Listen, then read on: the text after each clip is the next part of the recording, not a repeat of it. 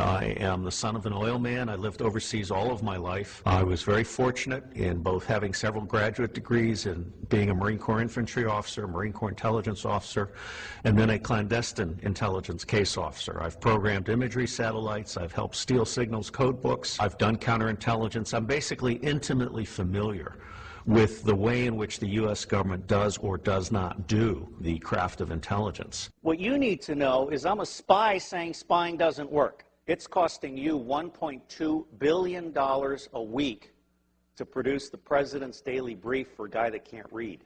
People don't realize this. Apart from the fact that NSA is 1950s mindsets with 1970s technologies, SCIC completely screwed up Trailblazer, Echelon is baloney.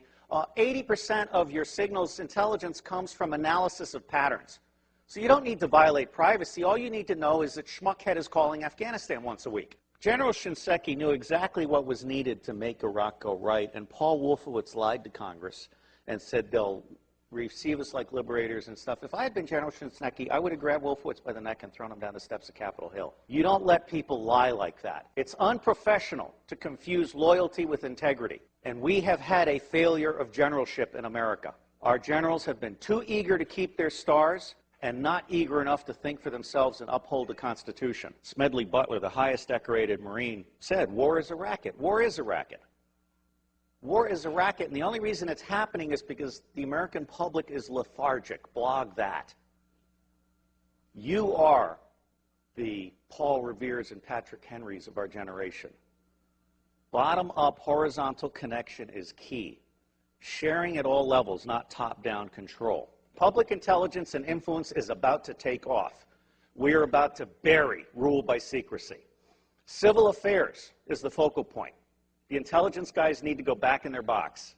Bloggers, not informants, are key. The FBI is about to try and hire 2,000 informants in a Soviet police-style approach to security. That's idiocy. If you bloggers self-organize and attach yourself like leeches to specific issues, corporations, organizations, challenges, whatever, you will be the intelligence Minutemen of this century. The power is in your hands. There aren't enough guns to kill us all, and Halliburton can't build the jails fast enough to keep us down. Bloggers, as Linux is organized, where you grab onto an issue or something and you are part of a structured citizen journalism blogging thing that lets no evil doing go unnoticed, that rules.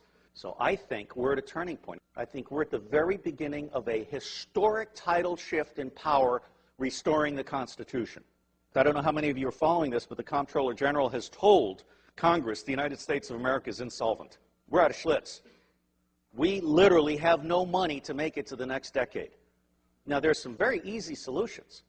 I could eliminate all income taxes tomorrow and have more than enough money to fund the government by using some other guy's bright idea. We tax the Federal Reserve at 0.0006, doubles our money until we decide to put them out of business permanently, because we certainly should not have central banks.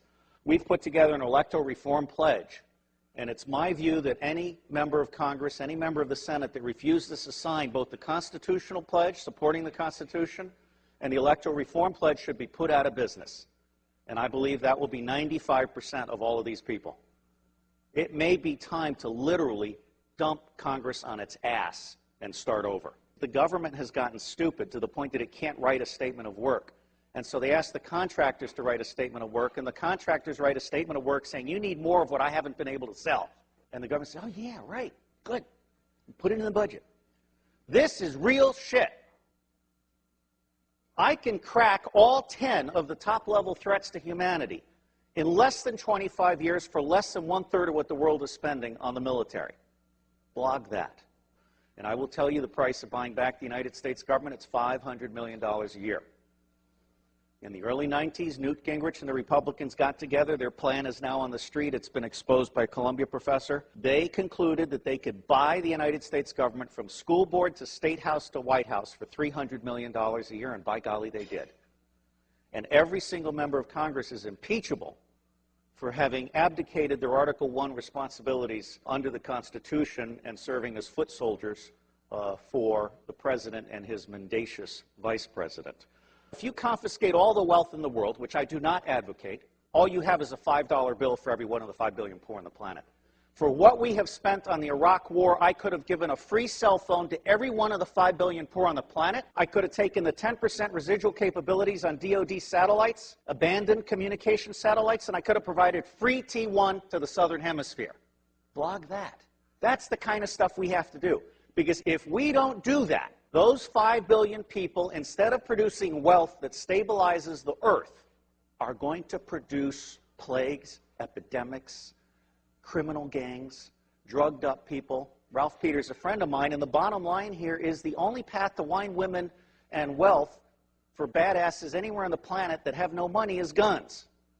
And what's happening here is we're at the very beginning. We're just starting to come out of our little eggshell. When the industrial era began, it broke the connection between kinship and trust. And it started treating people as commodities. And then we lost sight of our government and we allowed the corporations to buy the government. The United States of America no longer represents we the people. But you can change that. The reason it's not working today is because we have a military-industrial complex that profits from secrecy and war, and it does not profit from efficiency and peace. Blog that. The bottom line here is that central banking is an evil cancer. These people are selling us credit they don't have so they can take profits they don't deserve out of our pockets. That's nuts. The United States government is constitutionally chartered to print money on the good faith and credit of all of us and not pay interest. Why are we being such fools? Well, unfortunately, if you fight them, you get assassinated. Lincoln and Kennedy were both about to print money and not borrow from the banks. I can't connect those two dots, but I can tell you they're side by side. But the reality is the federal government is broken in every possible way. And it's going to be localized, bottom-up resilience networks. They're going to save us. That's where you guys come in. Our educational system stinks. It beats the creativity out of kids by the time they're in the 4th grade. It forces you to become a blogger or hacker in order to become creative. So you guys are the lifeboat. We've gone from America the Beautiful to America the Shit. Now, I believe we need to start blogging retrospective impeachments. I'm not saying we need to hang them or tar them or feather them, just out them. I think it's time for citizen investigative journalism to go deep and go back and go current. And people need to understand they can't get away with this stuff. There is absolutely no lack of solution, and there is also no lack of money. What is lacking is the popular political will to exercise our God-given right to be in charge. I got thrown off Fox News for saying the global war on terror wasn't real. Well, it's not. Okay? I mean, until we can get to one man, one bullet for the top 6,000, we can contain the next level, and we can provide a quality of life for everybody on the planet at the lowest level, we're not going to get it. The Air Force solution for terrorism is to kill one guy in an entire village, which of course creates 100 to 200 additional terrorists because of that indiscriminate war crime. It's just nuts. And it's nuts because the media isn't doing their job, and so it falls to you.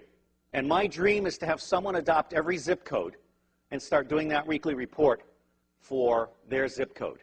And then those little reports will start having babies, and it'll start spreading. Your government is stupid, and they're stupid deliberately. The intelligence community does not do open source information because they like to think that the cabinet departments are doing their open source information. That's not true. The cabinet departments don't know how to do decision support. What they know how to do is take stakeholder interests and turn them into policy that increases budget share. That is not what I call reality-based budgeting.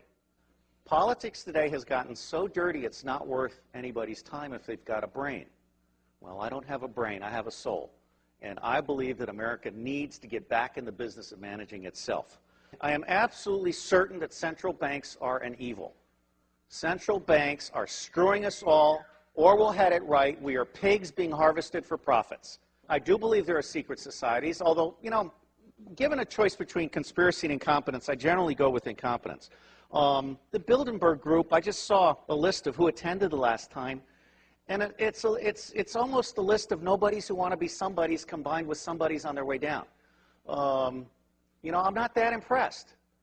These people think they're the movers and the shakers. They're only the movers and the shakers as long as you let them be the movers and the shakers. I spent 18 years trying to help secret government agencies get in touch with unclassified information. And Tom Atlee sent me an email, and he had this little signature blog where Buckminster Fuller said, don't try and heal a broken system, create a new system that replaces it. So I'm honored to be here to set the tone for you guys. And my bottom line is, don't waste your time on the federal government. It's going away. There are 27 secessionist movements. There are 9 distinct nations in North America. I anticipate some virtual separation in the Republic. And I think that you're going to find that, like Vermont, for example, is all of a sudden going to be seen by the rest of America as exactly where we want to be, or Seattle. And so that's called the spike theory of change. As soon as one state gets it perfect, it's going to spread like wildfire.